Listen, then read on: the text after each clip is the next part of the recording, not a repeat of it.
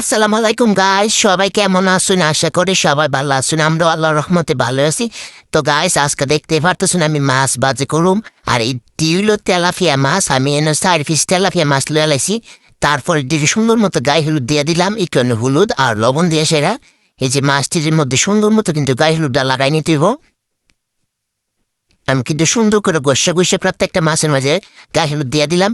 তারপরে এই যে আমার সুন্দর কড়াই, মানে এটার লগে আসে আমার পছন্দের কড়াই। আপনারা করতে পারো মা এটাতে কারিলা কড়াই। হ্যাঁ, আমার কাছে এটি সুন্দরী কড়াইটা বয়ে দিলাম।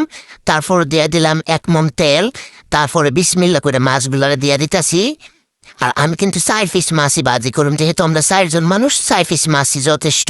তো যাক, মাছটি দেওয়ার পরে মাছটির সুন্দর মতো 1 ফিট বালা করে টানাই নিতে হইব। তো আমার 1 ফিট টানানো হয়ে গেছে গা। তুই মাছটির আমি উল্লাই দিতাম গেছি। এও আজকে গেছিল নতুন একটা টাকা কিনছি, বুঝছেন নি গাইস? এই টাকাটা জবরদস্ত। এটা দিয়ে কোনো কাজে আমি করতাম পারি না। মানে করতে গেলে ও মাছ বা উল্লাতে গেলে জায়গা বাইঙ্গে, আর অন্য কিছু লাড়াছাড়ি করতে গেলে এটাতে লাড়াছাড়ি করতে সমস্যা। জানি না কি লেগে, তো আমার পুরাতন টাকাটাই বালা। তো যাক, মাছটি যে গেছি উড়াইতে মেয়েছি। কি হইলো এটা? চাইলাম 2টা মাছ উড়াইতে, পড়ে গেল। দেখুন কথা হইলো, আর একটা মাছটা লাগিয়ে বাইঙ্গেই গেল। তোর শালা। তারপর আর কি, মাছ একটা একটা করে উড়াইতাছি। টাকা কি মনে করছে আমার কাজ করতো না? না না, আমি তো সারবার পাচ্ছি না, এটা দিয়ে কাজ করুন।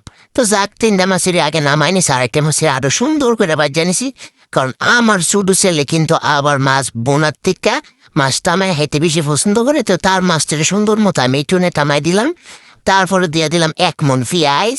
আর 1 মণ পেঁয়াজ আমি সুন্দর মতো কিন্তু বালা করে বাদামে কালার করে বাজ জানিছি।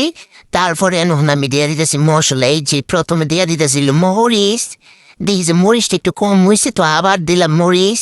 তারপর দিয়ে দিলাম বড় জের গোড়া।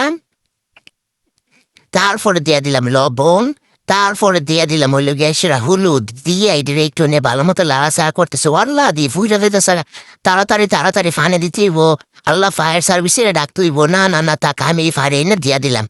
এই যার ফায়ার সার্ভিসের দরকার পড়ছে না, আমি ফানে দিয়ে দিলাম। যাক, দেওয়ার পরে মশলাটার বালা মতো কতক্ষণ কষাইতে হইব। তারপর দিয়ে দিলাম কয়েকটা কাঁচামরিচ। তারপরে মশলাটা আরো কতক্ষণ কষাই নিলাম। তারপরে ওখান দিয়ে দিতেছি মাছ। এই যে 3টা মাছ দিয়ে দিলাম। দিয়ে মাছটি উল্টায় ফল্টায় দিতেছি। আর ওখানে এটার মধ্যে আবারও দিয়ে দিতেছি পানি। দিয়ে সেটা আবারও কতক্ষণ গোটাগুটি করে নিলাম। আর ওখান যখন এটার বলক আয় পড়বো, এই পর্যায়ে আমি দিয়া দিই মহিলা সেরা কয়েকটা টমেটো। আর টমেটো দিয়ে সেরা একটু লাড়াছাড়া করে একটু গুঁড়া দিছি আর কি।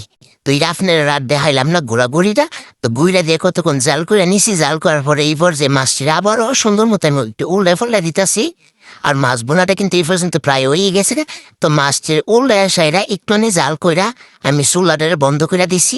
আর মাছটার কালারটা মাশাল্লাহ কতটা সুন্দর হয়েছে। ওখানে আমি চুলাতে নামাইছি, আর দেখি বোঝা যাইতেছে কতটা লোভনীয় হয়েছে। আর এই রান্নাটা করছিলাম হলে সিহিরের লাগিয়া। আর আজকের মতো এই পর্যন্ত সবাই ভালো থাকবেন, সুস্থতা হইন। আর আমরা লেগে সবাই বেশি বেশি দোয়া করবেন। আল্লাহ হাফেজ।